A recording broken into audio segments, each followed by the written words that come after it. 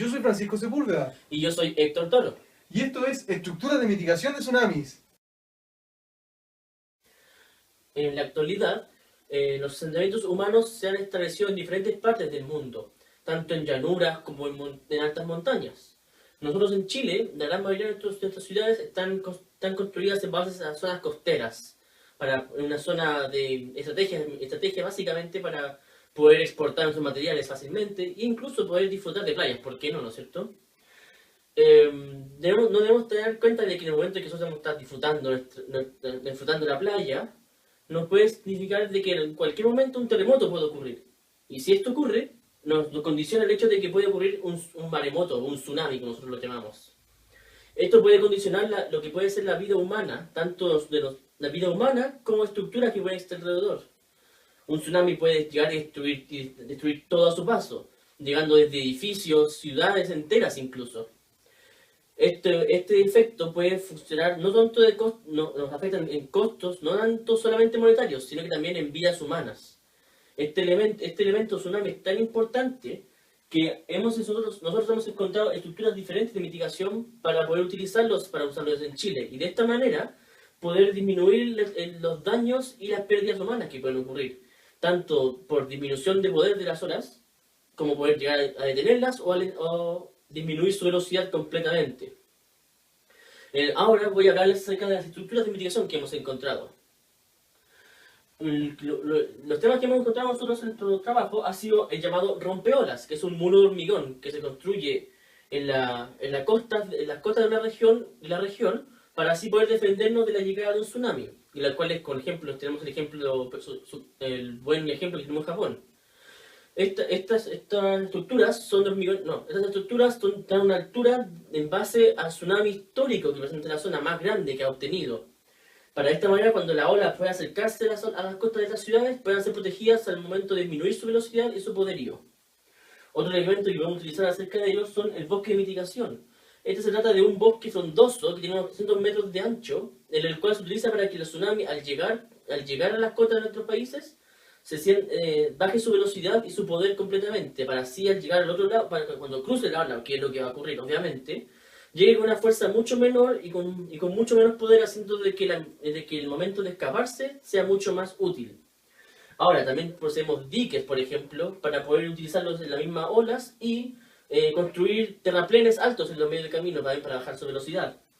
En la siguiente foto que les voy a mostrar ahora, podemos apreciar cómo funciona un muro de concreto colocado a la orilla de una ciudad y cómo funciona junto con un bosque de mitigación colocado en 200 metros de ancho, junto con una carretera que está en un terraplén de unos 2 a 6 metros. Cuando la ola tsunami llegue, va a golpear el muro de concreto y lo más seguro es que lo traspase. Pero en el momento en el que llegue al bosque frondoso, va a bajar considerablemente más todavía su velocidad, llegando a la carretera con terraplén de 2 a 6 metros, también disminuyendo su velocidad. Es lo más probable que de esta manera el tsunami no llegue más allá de estas horas, y si llegue, no sea con la fuerza suficiente para recibir daños a alguna de las ciudades. Otro elemento estructural muy importante utilizado por los japoneses esa época, para el terremoto, son las compuertas de mitigación, que son compuertas gigantes que se colocan en la entrada de los ríos, que llegan dentro de Japón, y en el momento en que llega el terremoto, gracias a su sistema de aviso temprano de los tsunamis, del terremoto, disculpen, hacen que esta compuerta baje completamente y tapando la entrada del agua. Así haciendo de que se disminuya la velocidad de fuerza, de la misma forma que funciona un dique. Ahora mi compañero Francisco Sepúlveda les va a hablar acerca de la mentalidad de las estructuras de mitigación. Gracias, Héctor. En este caso, yo les voy a hablar acerca un poco de la materialidad de las estructuras de mitigación contra tsunamis. Este es un tema muy importante y relevante, dado que las estructuras de mitigación tienen que soportar las fuertes cargas y compresiones, tracciones que se realizan o que se aplican sobre ellas. Las estructuras de mitigación son diseñadas en un material idóneo para soportar estas cargas, que es el hormigón armado. Una estructura que está compuesta de argamasa, en este caso hormigón, y una armadura de acero de alta densidad. Las estructuras en sí, como son diseñadas en este hormigón armado, son altamente resistentes a la tracción por lo tanto pueden soportar los empujes hidrostáticos que genera el tsunami. Es decir, no se las va a llevar mediante se pegue contra ellos la ola y empuje directamente la estructura, no le va a ocurrir en ningún caso nada. Pero también ocurre el efecto de la compresión que genera la ola cuando soporta y apoya su peso completo sobre la estructura de hormigón. Eso es un empuje de compresión. El hormigón armado también es capaz de resistir esta compresión y esta materialidad permite de buena forma soportar estas cargas. Otra consideración aún más importante es la base que ocurre o sobre la que se apoyan estas estructuras de hormigón armado. Esta base, al pasar el tsunami, logra lavar la base, provocando que se generen y se drenen finos de las estructuras, y esto puede generar que colapsen, generando una falla sobre estas, no cumpliendo la función que deben realizar. Es por eso es que es de suma importancia también realizar un refuerzo sobre esta base. Otro punto importante a analizar son las consideraciones de diseño de las estructuras de mitigación contra tsunamis y de los edificios o edificaciones que estén en las cercanías de estas estructuras.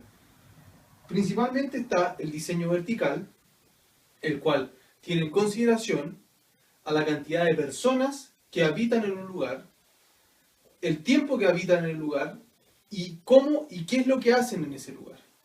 Todo esto en función del tiempo que tienen que darle para escapar a estas personas en caso de que ocurra un desastre natural como lo es un tsunami.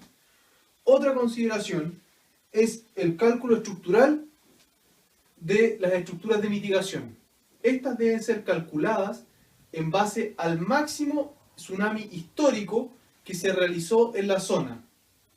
Y finalmente, el diseño estructural, el cual debe ser en consideración de todas las fuerzas hidrogeostáticas, de compresión y de tracción que se generen sobre las estructuras. Eso es algo sumamente importante para realizar este diseño estructural de las estructuras de mitigación contra tsunami. Ahora les voy a hablar un poco acerca de la situación actual de Chile. Luego del pasado 27 de febrero del año 2010, se han generado una serie de planes de mitigación para las áreas afectadas por este terrible tsunami. Uno de los proyectos más emblemáticos es el que incurre desde el área, el parque de mitigación que va desde el área de las costas desde Cosquecura hasta las costas de Tirúa. Como se muestra en la siguiente imagen, tenemos un ejemplo de un bosque de mitigación y un muro de contención para la zona de Dichato. Pero otros ejemplos también tan relevantes como este son los bosques de Talcahuano y las varias construcciones de enrocado y construcción de dunas en Tubul. Ahora los dejo con Héctor, quien va a finalizar esta presentación acerca de las estructuras de mitigación del tsunami. Muchas gracias, Francisco. Como hemos podido apreciar durante todo el avance de nuestra presentación, la idea de poder construir correctamente una estructura de mitigación contra tsunamis y poder pensarla de manera correcta no es un juego, no es un simple proceso de pensamiento. Hay muchas variables en las cuales tener que fijarse, desde diseño de estructura, diseño de las bases, la altura, el cálculo de materiales, etc. Son muchas las variables que pueden hacer la diferencia total entre la vida y la muerte de las personas de las costas de nuestro país. De hecho, hemos podido apreciar durante el proceso de nuestro trabajo de que las defensas que han construido en Dichato no son las necesarias o las requeridas para la construcción, para la defensa de otras personas. Se puede notar de que el muro de contención no es lo suficientemente alto para poder defendernos de un tsunami y de que el bosque construido no es tan frondoso o ancho como lo describimos nosotros al principio de nuestro trabajo. Es por esto de que ejemplos como estos no debemos tener que seguirlos. Los planes son importantes, sí, es verdad, pero es necesario siempre pensar mucho en estos temas, ya que un simple error de cálculo, una simple mala construcción, puede significar la vida de muchas personas. He sido Héctor Toro, fue con Francisco Sepúlveda, muchas gracias por su atención.